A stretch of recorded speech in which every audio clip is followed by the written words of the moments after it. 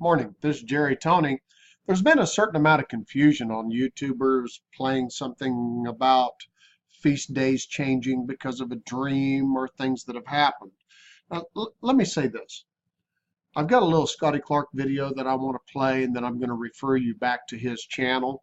In my comments section down below, I'm going to post the video that I'm going to play you a little bit of. I want to show you a couple of things. But we must understand one thing more than anything else, and Scotty Clark explains this better than I ever could, so I'm going to play a little bit of his video and then refer you back to that, as I said. But we must understand one thing. Just as Jesus fulfilled Passover when he died on the cross on the exact day, we must also fulfill our feast day of trumpets, Feast of Trumpets. Let me go over these real quick, okay? For one, we understand that this sign in the heavens takes place on September the 23rd of 2017, okay? And that is Feast of Trumpets. So God is not weird that he would put a sign in the heavens just for people to go, oh, well, that's cool. No, he puts it there for an appointed time and an appointed season. It is there to show the time of the appointment, our appointment, to be raptured out of here and go to the throne of God. Now, let me say this. I think we need to understand something else too, and that is that when we speak about the day and the hour no one knows, we're speaking of Rosh Hashanah, Feast of Trumpets. Now, that is in Matthew, the 25th chapter, and it's also speaking of a wedding day. So there are double meanings in these things, but we understand too that Feast of Trumpets has great importance, and I've done a video on this. Okay, so let's look at something else real quick. This is Scotty Clark's timeline showing the feast days that have happened. So we've already had Passover when Jesus was crucified. We had unleavened bread when he was buried. And then we had first fruits or when he was resurrected. And Pentecost was fulfilled with the conception of the church. And then we have to have the birth at trumpets. Okay? And then on atonement, which some are saying right now that the rapture of the church could happen on atonement, but it can't because it's not the appointed feast day. It has to happen exactly on the feast day. As I said, Jesus fulfilled that Passover feast day at the crucifixion. Now, I'm going to play some of Scotty Clark's video and let you take a look at it, but we need to understand that Christ returns and sets his foot on the Mount of Olives on atonement. And then Tabernacles is fulfilled at the 1,000-year reign. So let me play this video and give me a second here to get started, and let's see what Scotty Clark has to say, okay? Let me maximize this. Revelation 12, 1 and 2. And a great sign was seen in the Shamayim, a woman clothed with the sun and the moon under her feet, and on her head a crown of 12 stars. And being pregnant, she cried out in labor and in pain to give birth. I'll also let you know that I'll be reading from the Hallelujah Scriptures, which accurately changes some words and gets a little Hebrew on you, but that's the language that they spoke back then. When I say Shamayim, that means heavens, all three of them. Paul was caught up to the third heaven. That means there's at least three heavens. So it's always plural. The English gets it wrong and makes it singular. Shamayim, this is heavens. And then it says another sign was seen in the Shamayim, and a great fiery red dragon having 7 heads and 10 horns and 7 crowns on his heads. And his tail draws a third of the stars of the Shamayim and throws them down to earth. And the dragon stood before the woman who was about to give birth to devour her child as soon as it was born. And she gave birth to a male child, a son, who was to shepherd all nations with a rod of iron, and her child was caught up to Elohim and to his throne. We'll leave it there at verse 5. My error was believing books that I have read So many books have said that this is just the virgin birth that happened 2,000 years ago. It's not. It's another virgin birth, as shown in the heavens. The child is the church being born.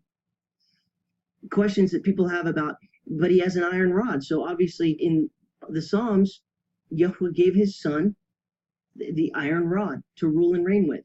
But in the church age chapters, in Revelation 2, 26 and 27, the Messiah who now has an iron rod, he also gives that authority to his own body. How natural. In the same way that a sheriff deputizes other men, he deputizes us. He gives his body, the church, the iron rod. And that's why this baby has an iron rod to rule and reign with, to shepherd the nations with, as we are to be kings and priests in the millennium period, to rule and reign with him. This is who the child is. So the woman is Israel. The child is the church being born and raptured to the throne. And then the dragon is Satan, but he has 7 heads, which represents 7 kingdoms. You can also liken this to the New World Order, because he controls the systems of this world. Now we'll flip all the way back to the first page of the Bible. Genesis 1:14. This is creation. And Elohim said, let lights come into the expanse of the Shamayim to separate the day from the night, and let them be for signs and appointed times. Okay, I'm going to pause it right there for just a minute to bring to your attention that we have to understand that we have an appointed time, an appointed season for all things. So pay attention to what Scotty is saying here, because this is going to clear up a lot of things for you. Let me continue with him. And for days and for years. So he put the lights in the heavens, the sun, the moon, the stars, the planets, which are wandering stars. They also reflect light of the sun. They are lights in the heavens from our perspective. He put them up there for signs. First page of the book. And for appointed times. You might have a translation here in Genesis 1:14 that says, and for seasons. And so you might be misled to think winter, spring, summer, fall. Not true, not the case. The Hebrew word is moedim. Again, ending with the I am, like shamayim, makes it plural in the Hebrew. Moedim is the appointed times, the festivals. Leviticus 23 gives us 7 festivals, of which are of epic importance, that you must understand to understand Bible prophecy. Okay, so I'm going to hesitate with him one more time. And here's the thing. When you're talking about appointments, or you're talking about set times, okay, we're setting exact dates. Just as Jesus, okay, died on Passover, it's just important for us to understand that the rapture of the church must take place on Feast of Trumpets. Okay, so I'll continue with Scotty Clark. Okay. You must understand them. Let's go over them, because epic things have happened on them, because they are prophecies to be fulfilled. Passover, unleavened bread, first fruits, Pentecost, trumpets, atonement, and tabernacles. The first 4 of these festivals have been fulfilled twice so far. You know that in the days of Messiah, he died at Passover. He went into the tomb on unleavened bread. He rose from the dead 3 days later on the Feast of First Fruits. And then the Holy Spirit, the Ruach HaKodesh, came down at Pentecost and conceived a new creation, the body. Now, once again, this happened exactly on specific appointed days. We are not to ignore this. This is why Scotty Clark is making the emphasis like he is. Now, understand that I'm going to post this whole video at the bottom of this page so you can listen to him in full context without my interruption. But I think the most important thing I'm trying to get across today is that these appointed days must happen specifically on that feast day. I'll let him continue. The Messiah. This also happened at the Exodus. The Jews were instructed to put lamb's blood on their door so that the spirit of death would pass over them. That was Passover. All who didn't, their firstborn died. This is just what happened at the cross. The firstborn died. The very next day, the day that Messiah would go into the tomb, the firstborn would go into the tomb. All of those in Egypt, the Egyptians, were burying their dead. Who were who? Their firstborn. And that day also, the Jews left Egypt in haste, and they didn't have time to leaven their bread, which means put yeast in the bread to make it rise. So it's the day of unleavened bread, fulfilled twice. They're burying their firstborn, and the Jews left in haste and couldn't leaven their bread. And then we see in Numbers that the Jews, during their escape, they camped for 3 days in the wilderness, and then they crossed over the Red Sea on dry land on first fruits, which would then be the resurrection of the Messiah. And then they got to Mount Sinai in Saudi Arabia by the time it was Pentecost, 50 days later. And then Elohim came down on the mountain in smoke and fire and with the sound of a trumpet, which is the first trump, fulfilling Pentecost. So twice, the first 4 have been fulfilled, both with the Exodus and then with the gospel. But the last 3 have not been fulfilled yet and must be fulfilled. Because each one, the pattern is already complete. These festivals are being fulfilled precisely to the very day, which means... Okay, what he said was they're being fulfilled precisely to the very day. We must understand that all of the feast days have been fulfilled specifically and purposely on a certain day by the Father. Now, I'm sorry that I've interrupted his video, but at the same time, we have to understand something, that we have Feast of Trumpets coming at the end of 6,000 years happening the weekend after this, next weekend. We have to be prepared and ready for the rapture of the church. I'm going to let him continue for a few more minutes, and then I'm going to speak to you about this. Means the Feast of Trumpets must be fulfilled precisely to the very day. Atonement to the very day. And tabernacles have not been fulfilled yet and must be fulfilled. I'm going to play that over again so that we get it specifically in our spirit and in our heart, okay? I'm going to play that one more time. Fulfilled. Because each one, the pattern is already complete. These festivals are being fulfilled precisely to the very day, which means the Feast of Trumpets must be fulfilled precisely to the very day. Atonement to the very day. And tabernacles to the very day. Back to the heavens. Psalm 19 clearly says that the Shamayim, they proclaim the esteem of Elohim. And the expanse is declaring the work of his hand.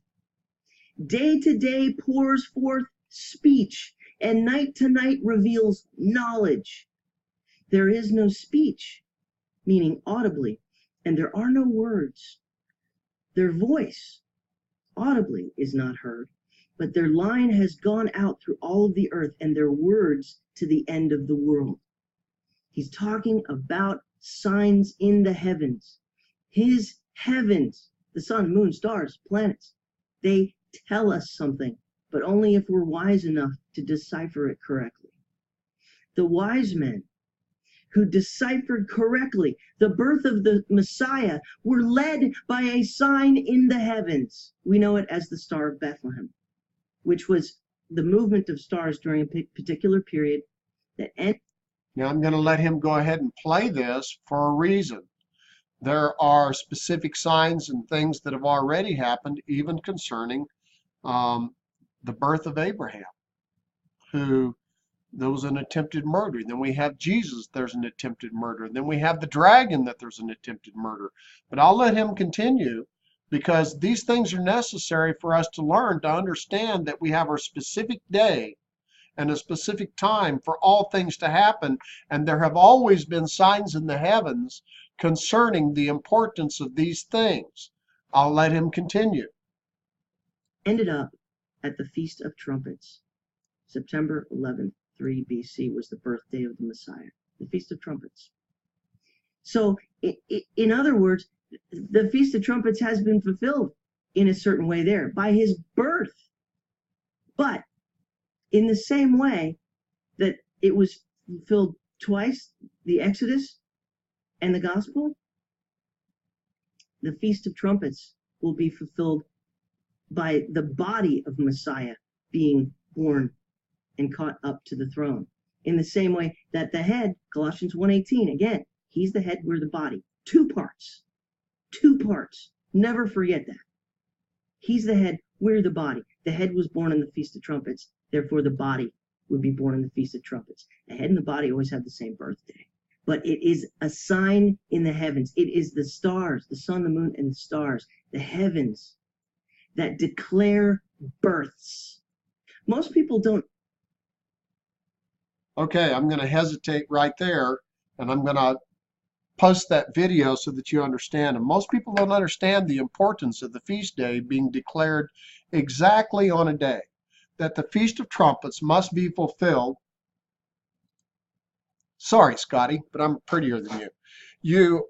You have to understand that the feasts are so specific that there is no way there's a mistake here by God, by him putting the Revelation 12 sign into the heavens. Let me move Scotty Clark out of the picture here. Hang on one second. Let me use my little deal here. Let me move Scotty Clark out of the way for a minute, and let me go back to this picture, okay? Let me go to this one first. We must understand that these feast days have to be fulfilled. This sign in the heavens, okay, was placed there, all right, was placed there by God. It was placed there. He has given us a date. We did not set this date. He has given us this date. If you'll look at Scotty Clark's video, and I'm asking you to please look at it in its entirety, and then go to his channel and look at the things that he has given us in his wisdom and in the Word, understanding that the fulfillment of the rapture of the church must take place on a specific feast day, Feast of Trumpets. Excuse me. This is Jerry Tony. I think I've pretty well made my point by using my friend Scotty Clark.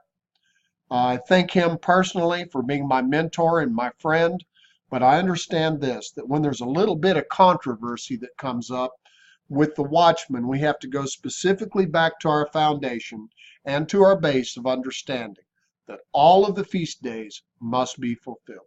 Listen, this is Jerry Tony. I just wanted to give you this little video. As I promised you, I'll put one of Scotty Clark's videos or two of them at the bottom of this page so that you can click on those and follow this man of God, because he teaches us much better than I do. Sorry that I interrupted you, Scotty, but as I said, brother, love you. See you later. Bye.